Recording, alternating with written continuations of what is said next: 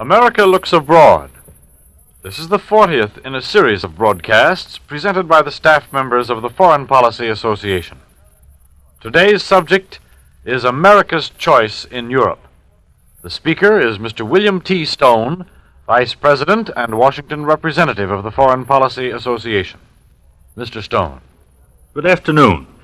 This week, as the Battle of Britain rises to new heights of fury, the United States faces two major issues affecting our relations with Great Britain and our own national defense.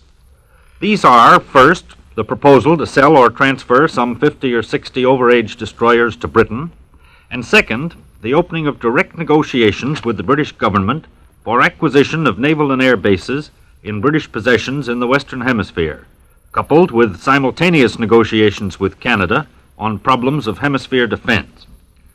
President Roosevelt announced the negotiations with Britain at his press conference on Friday, and then, last night, hurried to the Canadian border for a talk with Prime Minister Mackenzie King. Mr. Roosevelt insists that there is no connection between the proposed destroyer sale and these important diplomatic conversations. Nevertheless, it is inevitable that the two issues should be linked in the public mind, as both involve the paramount question of our relations with the British Empire at a moment when Britain is fighting for her life. As to the destroyers, it is now revealed officially that the possible transfer of these ships was first raised nearly 2 months ago, sometime in June, when the French armies were retreating before the Nazi war machine.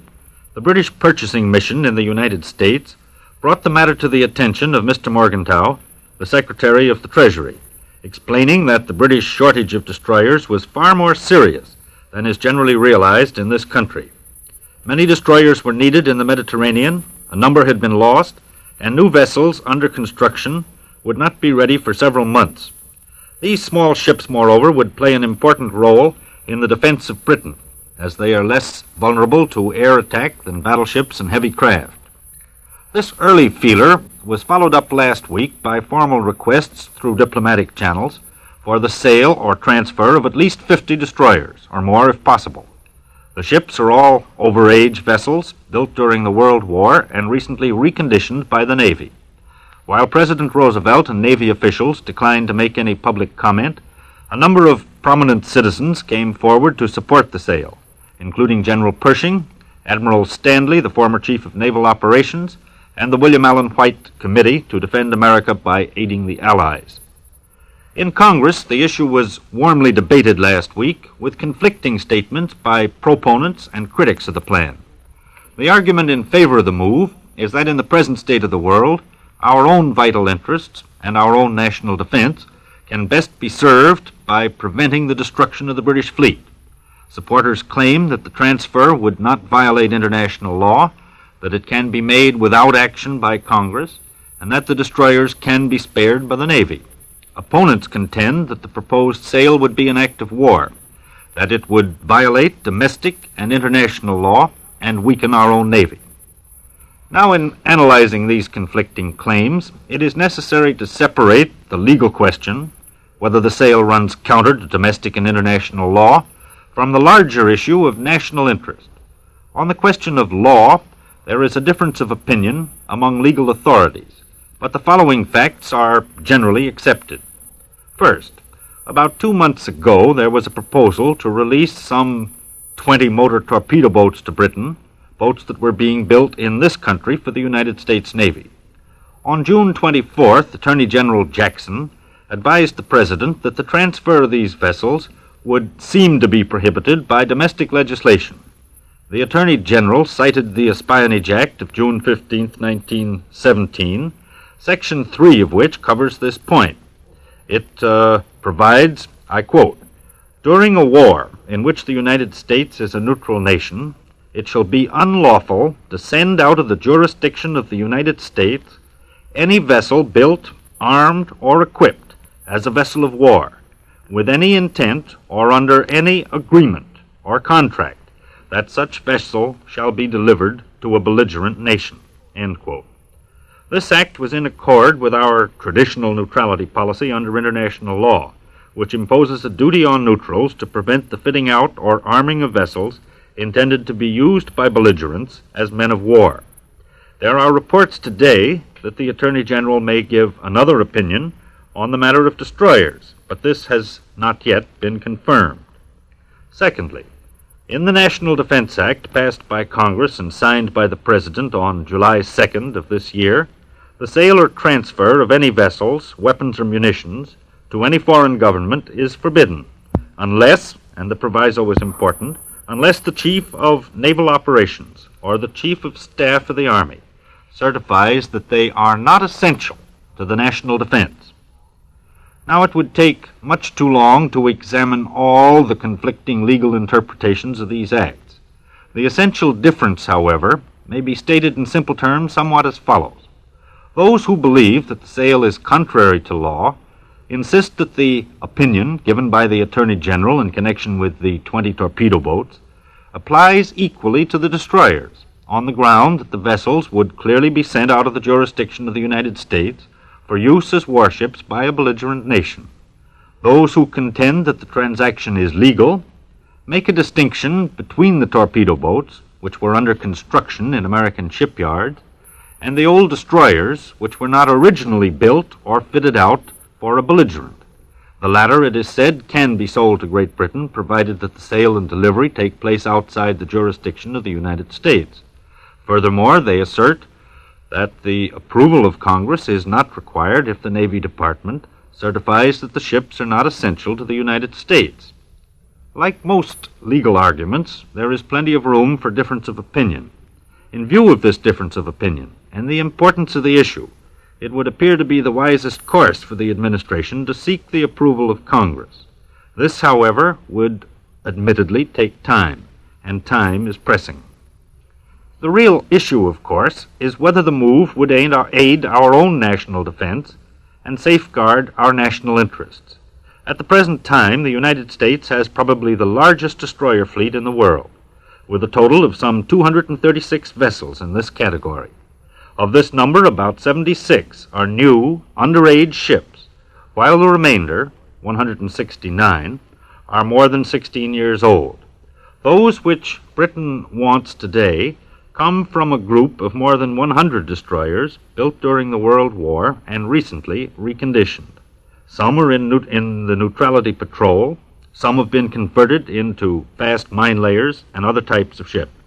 They are all assigned for duty in the Navy.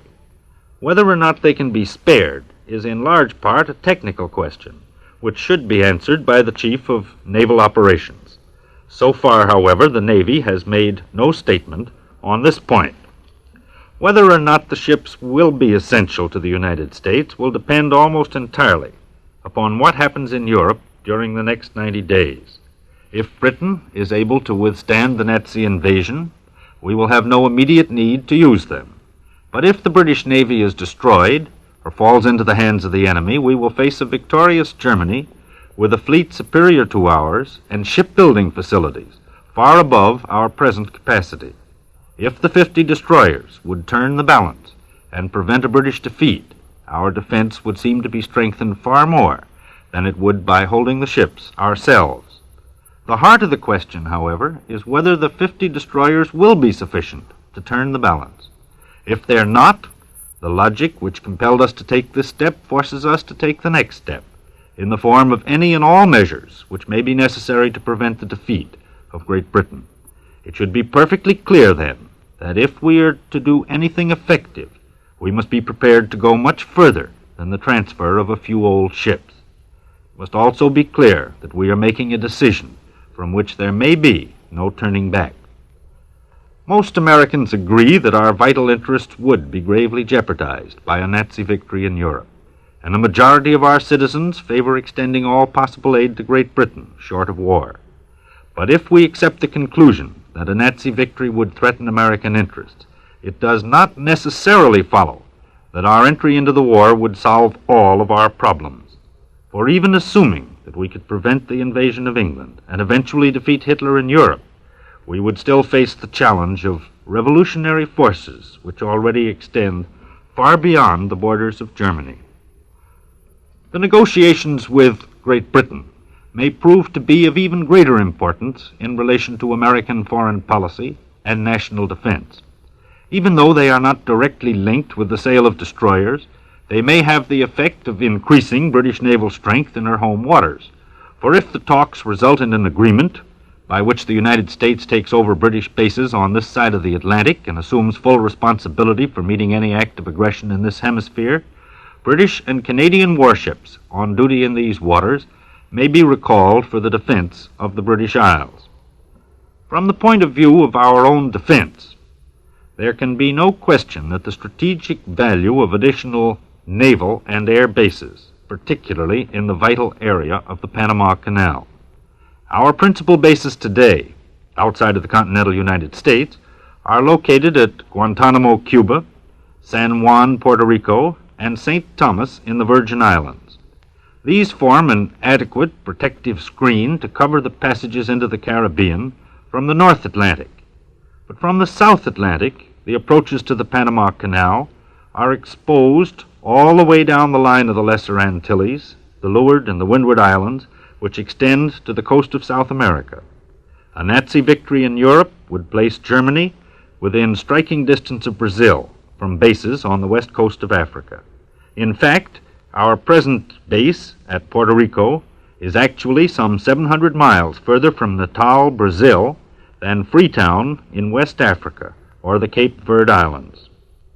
As yet, there has been no clear indication as to just what territories may be under discussion, or the terms on which the United States might take over British bases. The only naval bases maintained by Britain today in this area are at Bermuda and Jamaica, and both are secondary stations. These are undoubtedly being considered, but the United States is more interested in Trinidad, off the coast of Venezuela, which could be developed as a first-class base to protect the exposed line of the Antilles. Other potential bases are found in the Windward and Leeward Islands and in Newfoundland, which is vital to the security of Canada. The talks with Canada may prove to be just as far-reaching as those with Great Britain. The implications are enormous. They suggest the possibility of a mutual defense pact with our neighbor to the north, to be implemented by Army and Navy staff conversations. If such a pact should be concluded, it would be our first alliance since the treaty with France during the Revolutionary War. Staff conversations are likely in any case. These would deal with mutual problems, not only for the defense of Canada, but for all British possessions in the Western Hemisphere. These steps, while unprecedented, are logical extension of American policy. Canada has always been included within the Monroe Doctrine, by implication at least, as it was obvious that our own security would be threatened by any attack on the Dominion.